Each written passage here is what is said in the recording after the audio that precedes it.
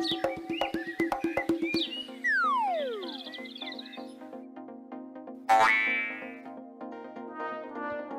గురుగారు నమస్తే, బాగున్నారా? బాగున్నందుకే కదా బండి నడుపుతున్నాను. ఏ గుడి దాకా వచ్చారు, గుళ్ళోకి రండి వెళ్దాం. ఏమా దేవుడు గుళ్ళోనే ఉంటాడా? నీ గుండెలో నా గుండెలో లేడా? అలా అంటారా? ఓకే, నాకు వచ్చిన డౌట్ క్లారిఫై చేస్తారండి. నీకుండే డౌట్లేగా అడుగు. ఇప్పుడు మీరు గుళ్ళకి రారు, వ్రతాలు చేయరు, కనీసం ఉపవాసం ఉండరు, ఈ కార్లు బంగ్లాలు ఇంత బంగారం ఈ దేవి ఇచ్చాయంటారు మీకు. సరే, నాకు ఒక తెలిసిన కాడి నుంచి గుళ్ళకి వెళ్తాను. సోమవారం శనివారం దాకా ఏ గుడి వదలకుండా గుళ్ళకి వెళ్తాను, ఉపవాసం చేస్తాను. కానీ దేవుడు నాకు అప్పులు తప్ప ఆస్తులు ఏమి లేదు. ఎందుకంటారు? అదా నీ డౌట్.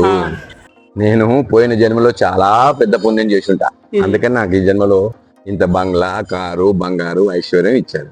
ఇప్పుడు నువ్వు గుళ్ళన్నీ తిరుగుతున్నావు కదా, వచ్చే జన్మలో నువ్వు పెద్ద కోటీశ్వరుని ఇంట్లో పుడతావు. అది కూడా ఎవరింట్లో అనుకుంటావు?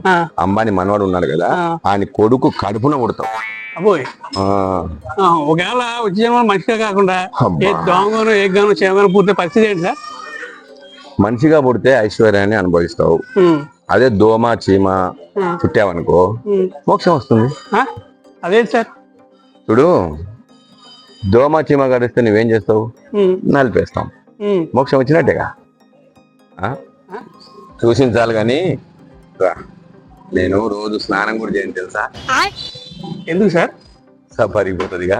అబ్బో, ఇంత పిచ్చినానికి ఇంత ఆశీర్వాదం ఇచ్చావు స్వామి. ఇగో, నీవు దేవుళ్ళు అంటే నమ్మకం ఉంది కదా. ఉంది. నా బండి స్టార్ట్ అయితే లేదు, నీ దేవుని వచ్చి స్టార్ట్ చేయమని. ఒకసారి కిక్ కొట్టండి, స్టార్ట్ అవుద్ది. కిక్ కొట్టండి సార్, స్టార్ట్ అవుద్ది. అది అమ్మాయి ఏం ఫీల్ ఉండదు మామయ్య.